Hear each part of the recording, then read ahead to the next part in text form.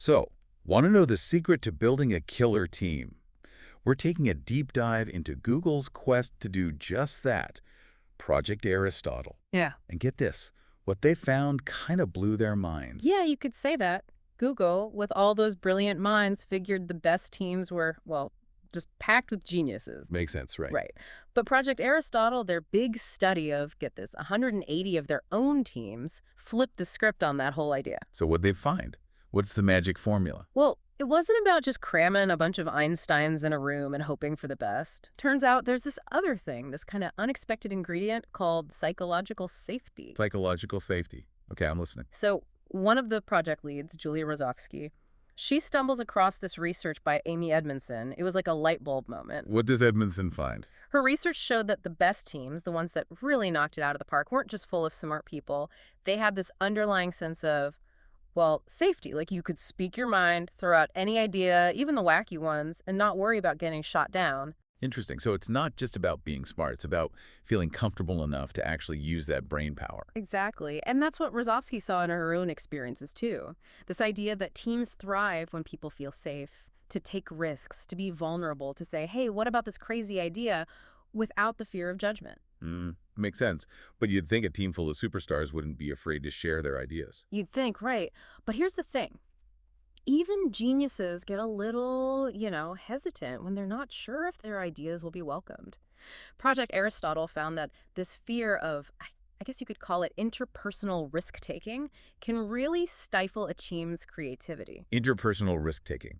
So like feeling safe enough to put yourself out there, even if you might be wrong. Exactly. Think about it. You're more likely to toss out a bold idea if you know your team's got your back, even if it crashes and burns. Right. Oh, absolutely. Nobody wants to feel like they'll be judged or worse, ridiculed for suggesting something new. So this psychological safety, it's about building that trust, that sense of like, hey, we're in this together, let's brainstorm without fear. You got it. And what Google found was that this psychological safety, this freedom to be vulnerable, led to some pretty amazing results.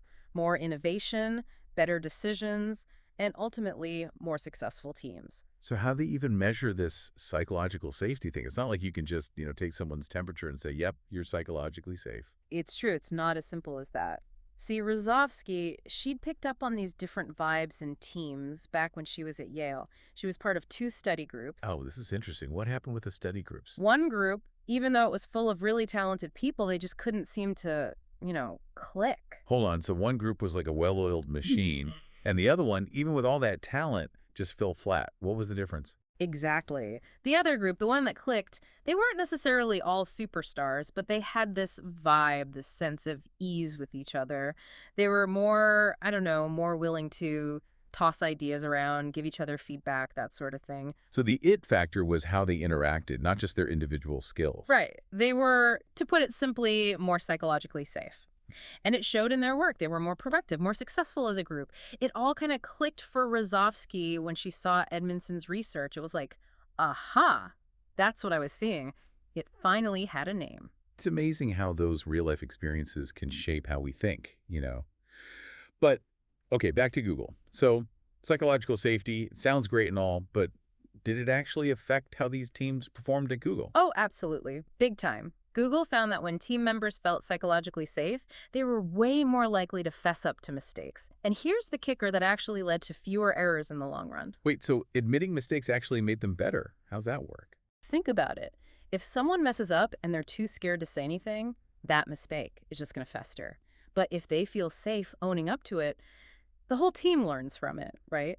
They can adjust and avoid making the same mistake twice. Okay, that makes sense. Like, bring those mistakes out of the shadows so everyone can learn from them. Exactly. And Google found something else really interesting. Those psychologically safe teams, they were more willing to take risks, to try new things. They knew that if something didn't work out, it wasn't the end of the world. Nobody was going to point fingers. Ah, so that freedom to experiment, to maybe even fail a little, that's key for innovation. 100%. It's like if you're too afraid to color outside the lines, you're never going to create anything truly groundbreaking. So we're seeing that psychological safety, it's not just about feeling good, it's about getting better results. But what about the flip side? What happened with the teams at Google that weren't so psychologically safe? Well, imagine a team where everyone's walking on eggshells, afraid to speak up in a meeting, to challenge the boss. Yeah, I've been there. Not a good feeling. No, not at all. Google found that in those teams, communication tanked, creativity took a nosedive, and yeah, productivity suffered. It's like that whole a chain is only as strong as its weakest link thing. Makes sense. Yeah. So a lack of psychological safety can really hold a team back. For sure. Remember those drips or defects we talked about? Google saw a real-life example of this at a furniture company. The teams that had that psychological safety, they were much more likely to point out those drips, even if it meant, potentially ruffling some feathers. Interesting. So they were more focused on fixing the problem, not just saving their own skin. Exactly. Because they trusted that their team, their leaders, would appreciate them flagging the issue. They knew it wasn't about placing blame, it was about making the product, the team, better. That's huge. Because if you don't feel like you can speak up, those small problems, those drips, they can turn into something way worse down the line. Right. It's like ignoring a crack in the foundation of a building. Eventually, that small crack can bring the whole thing down. Okay, so we've established that psychological safety is essential. It's like team building 101. But how do you actually create it? Is it something you can just like sprinkle on a team and call it a day? I wish it were that easy, but it's a bit more, nuanced than that. It's not just about being nice. It's about changing the way we interact, how we communicate as a team. So what are some concrete steps? How do we actually build this psychological safety thing? Well, remember that discussion guide Google came up with, the one about what makes teams effective? Yeah. That's a great starting point. It gets everyone on the same page about what makes a team tick, and you guessed it, psychological safety is a big part of that. Okay, so awareness is step one. Yeah. Got it. What's next? How do we go from talking about it to actually doing it? That's where the rubber meets the road, right? And that's what we'll unpack in the final part of our deep dive. We'll look at some real-deal strategies, practical tips for creating a workplace where people feel safe to speak their minds and do their best work without that fear factor holding them back. All right, so we've covered a lot of ground here.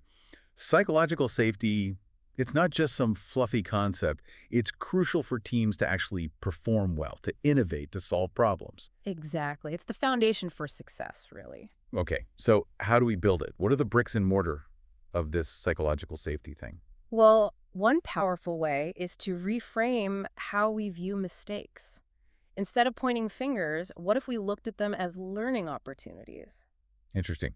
So less about who messed up, more about, okay, what happened and what can we learn from it? Exactly. It's about creating a culture where it's okay to say, my bad, without the fear of, public shaming or whatever. Because let's face it, we all make mistakes, right? It's how we handle them that matters. Right, right. And that ties back into what we were talking about earlier, that interpersonal risk-taking. Mm. If we want people to take risks, to innovate, they need to know it's okay to stumble a bit along the way. Totally. And that leads us to another biggie: open and honest feedback. We need to create a space where everyone feels comfortable sharing their thoughts, even if they go against the grain. And on the flip side, being open to hearing that feedback, even when it's tough to swallow. So it's about creating that two-way street where everyone's voice is heard and respected, even when there's disagreement. But I mean, how do you actually do that? Especially with strong personalities, things could get, I don't know, heated. Right, and that's where having some ground rules for communication can be super helpful. Like, how do we give and receive feedback? How do we make sure everyone feels heard? It's about setting those boundaries up front so things don't go off the rails. So it's about having those sometimes tough conversations, but having them in a way that's like productive and respectful. Exactly. It's about disagreeing without being disagreeable, right? Because at the end of the day, you want everyone to feel safe enough to bring their A game to the table. That's where the real magic happens, right? When everyone feels safe to contribute their best work, to bounce ideas off each other, that's how you get those amazing results. 100%. This deep dive has been amazing. Mm-hmm. I mean, psychological safety, it's not just a nice perk. It's essential for teams to actually thrive. Yeah, And the best part, it's something we can all work on, right? In our own teams, in our own workplaces. absolutely. It takes effort, for sure, but the payoff is huge. So, as we wrap things up here, think about your own team, your own work environment.